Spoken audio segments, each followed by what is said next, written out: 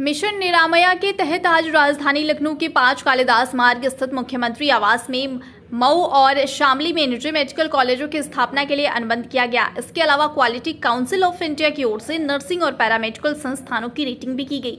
इस अवसर पर सीएम योगी ने कहा कि साल 2017 के पहले प्रदेश में मात्र 12 सरकारी मेडिकल कॉलेज थे और आज यूपी में 45 जिलों में सरकारी मेडिकल कॉलेज हैं। इसके अलावा 16 निर्माणाधीन हैं, जिनमें 14 सरकारी और 2 प्राइवेट हैं और आज 2 नए मेडिकल कॉलेज के लिए MOU हुआ है। उन्होंने आगे कहा कि हम प्रधानमंत्री नरेंद्र मोदी के 1 डिस्ट्रिक्ट 1 मेडिकल कॉलेज की संकल्पना को साकार करने की ओर आगे बढ़ रहे हैं। ऐसे में मेडिकल शिक्षा के साथ साथ स्वास्थ्य सुविधा गुणवत्तापूर्ण करने में भी महत्वपूर्ण भूमिका निभाएंगे। सीएम योगी ने कहा कि मिशन निरामया गत वर्ष में शुरू किया गया था और आज वह देश का ब्रांड बन गया है। वहीं मेडिकल के क्षेत्र में नर्सिंग और पैरामेडिकल बैकबोन होता है। साल 2017 से पहले मेडिकल शिक्षा की चर्चा तो की गई, लेकिन नर्सिंग और पैरामेडिकल को भूल गए। साथ ही कई जगह पर कॉलेज बिना इंफ्रास्ट्रक्चर फैकल्टी के काम कर रहे थे। हमने 6 साल के कार्यकाल में इसे बेहतर करने का काम किया है।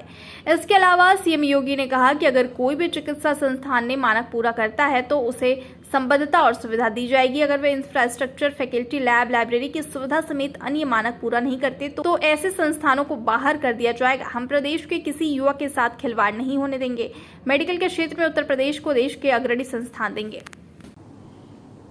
मेडिकल एजुकेशन के 2 नए संस्थान स्थापित करने के लिए MOU यहाँ पर अभी संपन्न हुआ है।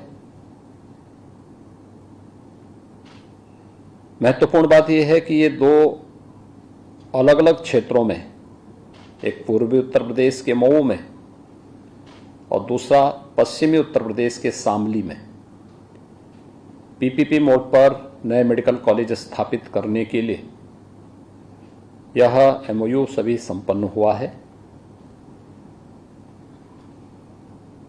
उत्तर प्रदेश के अंदर 45 जनपद ऐसे हैं जहां पर गवर्नमेंट मेडिकल कॉलेजेस हैं, 16 में निर्माणाधीन हैं, जिनमें 14 गवर्नमेंट के हैं, 2 PPP मोड पर निर्माणाधीन हैं और आज 2 नए मेडिकल कॉलेजेस के लिए MOU यहाँ पर होना मेडिकल एजुकेशन को प्रधानमंत्री मोदी जी के 1 डिस्ट्रिक्ट 1 मेडिकल कॉलेज की परिकल्पना को साकार करने की एक महत्वपूर्ण कड़ी है। इस अवसर पर मैं मेडिकल एजुकेशन को और जिन संस्थानों से के साथ श्री राजीव सामाजिक शिक्षा सेवा संस्थान, ज्ञान चेतना एजुकेशनल सोसाइटी, इन दोनों संस्थाओं को मैं इस अवसर पर बधाई देता हूं। मुझे प्रसन्नता है कि मेडिकल एजुकेशन के द्वारा नर्सिंग और पैरामेडिकल के क्षेत्र में क्वालिटी की दृष्टि से क्वालिटी एजुकेशन भी हो, क्वालिटी सर्विसेज भी हो, इसके लिए क्वालिटी काउंसिल ऑफ इंडिया का चयन किया है और मुझे विश्वास है कि इन्होंने इनकी फीस दे चुके होंगे क्योंकि अक्सर ये लोग आते थे हमारे सामने कि फीस हमें नहीं मिल पाती है। लेकिन मैं धन्यवाद दूंगा कि मिशन निरामया के अंतर्गत जिस अभियान को हम लोगों ने गत वर्ष प्रारंभ किया था, आज वो देश की एक ब्रांड बनी हुई है।